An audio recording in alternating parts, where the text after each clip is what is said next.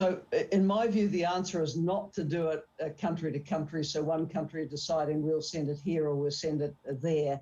It needs to go back into this special pool which has been created, led by Gavi, the Vaccine Alliance, and the WHO. It's COVAX is called the facility, and it has 92 low and middle income countries and what's called an advanced market commitment. So COVAX knows where the greatest need is and how to roll it out.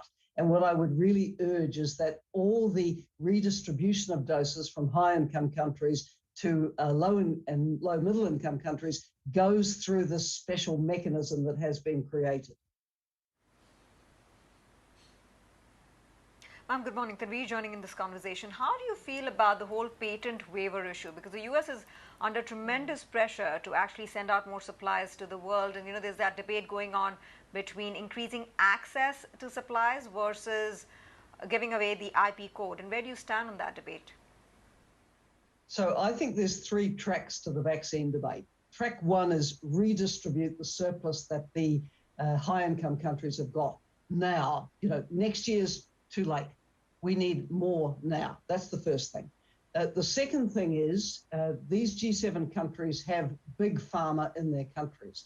They need to be pressuring big pharma to get more voluntary licensing out to third country producers. And we have, amazing capacity, including in Africa, more in South Asia, more in Brazil, and so on. We need scaled up manufacturing, but that needs the licenses to go out to credible manufacturers, and it needs the knowledge and technology to be transferred with it so it can happen.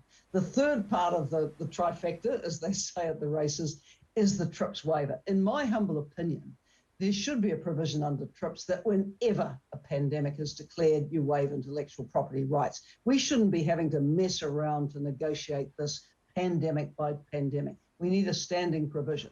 Now, the good news was that the Biden administration said they were prepared to negotiate for this.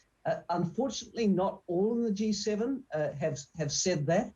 So there's work to do. But this is not a fast track at the moment. And that's why I say redistribute what you can, get voluntary licensing, knowledge and tech transfer out there, allow people to make their own vaccines. People don't want a charity model. They want to be able to get on and get the vaccination done. We need 11 billion doses done out there by mid next year to vaccinate 70% of the world's population. That's the challenge.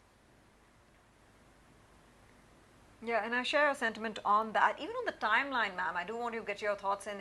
They're talking about 1 billion doses through 2022 at a time when, developing nations are struggling with vaccine variants, that vicious cycle. Isn't there much need, a dire need really, to fast track the process? And so 2022 seems a bit misplaced in terms of a timeline and a target there. It's too far. Our panel was clear. 1 billion doses could be redistributed from high-income countries like mine, the G7, Australia, the lot, by September this year. That would be huge, extremely helpful. Look, we have frontline health workers in developing countries who are working in intensive care units with COVID patients, where the health workers themselves haven't been vaccinated and continue to put their lives on the line. Last time I looked at the figures, only about 2% of the total doses administered had gone into sub-Saharan Africa. Who wants to live in a two-tier world where in our little bubble in high-income countries, we get on with life, while in the vast rest of the world, people are grappling with a pandemic? This is no route to peace and harmony. So the more that can be done to redistribute now, yesterday, by September, and then coming more with more redistribution by mid next year, this is vital.